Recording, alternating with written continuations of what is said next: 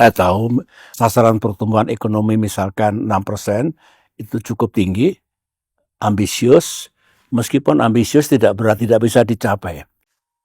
Teman-teman yang ada di tanah air, saya ingin menggunakan kesempatan yang baik ini di hari yang bersejarah dan membahagiakan bagi bangsa Indonesia.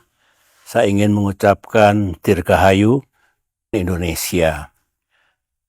Kita bersama-sama bersyukur kehadirat Tuhan Yang Maha Kuasa, Allah Subhanahu wa Ta'ala, karena kembali kita merayakan Hari Kemerdekaan 17 Agustus tahun 2026 ini.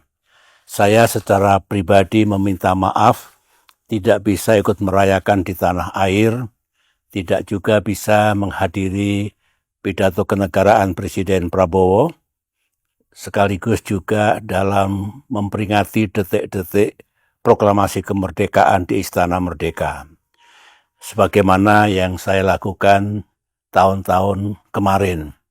Karena saat ini, bulan Agustus ini saya berada di Rochester, Amerika Serikat untuk melakukan serangkaian pemeriksaan kesehatan atau medical check-up. Dan saya akan selesai melakukan pemeriksaan kesehatan di Mayo Clinics pada akhir Agustus ini. Insya Allah bulan September saya sudah kembali ke tanah air. Dan tim dokter kepresidenan yang merawat kesehatan saya menganjurkan di samping pemeriksaan di dalam negeri juga dilaksanakan di Mayo Clinics. Karena saya pernah menjalani operasi pengangkatan prostat pada tahun 2021 yang lalu dan setiap tahun dilakukan pemeriksaan.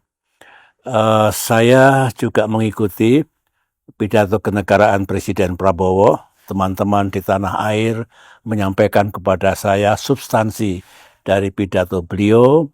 Saya menilai bahwa berbicara tahun 2027 dan sekaligus menandai berlakunya APBN untuk tahun 2027, saya melihat bahwa arah, blueprint, dan agenda pembangunan yang akan dijalankan pemerintah di tahun depan, menurut saya makin baik, makin jelas, dan memberikan harapan baru bagi kita semuanya.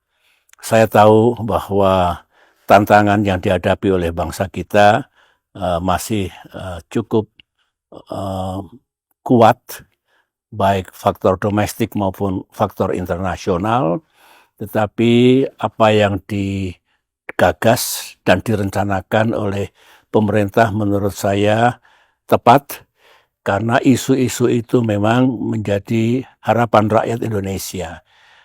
Memastikan bahwa ekonomi tetap tumbuh, kemudian pengangguran dan kemiskinan berkurang, pelayanan kesehatan dan pendidikan makin meningkat, infrastruktur dan sebagainya. Menurut saya itu agenda yang sangat penting. Saya tahu sasaran pertumbuhan ekonomi misalkan 6% itu cukup tinggi, ambisius, meskipun ambisius tidak berarti tidak bisa dicapai. Karena pengalaman saya memimpin dulu dengan 10 tahun rata-rata 6%, memang alhamdulillah kemiskinan turun secara tajam, pengangguran juga begitu, utang negara juga menurun drastis, tetapi GDP termasuk income per kapita meningkat secara tajam. Oleh karena itu 6% andai kata bisa diraih kembali oleh pemerintah Indonesia akan baik dampaknya bagi rakyat kita. Nah, dari semuanya itu dengan harapan baru ini saya hanya ingin berpesan ke teman-teman yang mengemban tugas di pemerintahan agar tetap konsisten, jaga betul kesehatan fiskal kita, kemudian implementasinya yang bagus, jangan ada penyimpangan di sana-sini, setiap saat dilakukan evaluasi kebijakan, karena begitulah manajemen pemerintahan.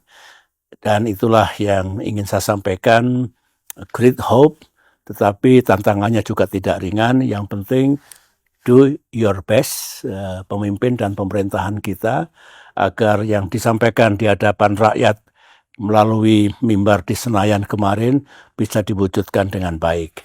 Saya kira itu saja yang ingin saya sampaikan. Sekali lagi selamat Hari Kemerdekaan kita, dan kita semua punya tanggung jawab sejarah, tanggung jawab moral untuk memastikan bangsa kita, negara kita makin ke depan makin baik, makin maju, makin adil, dan makin sejahtera. Wahana TV, teropong konsumen.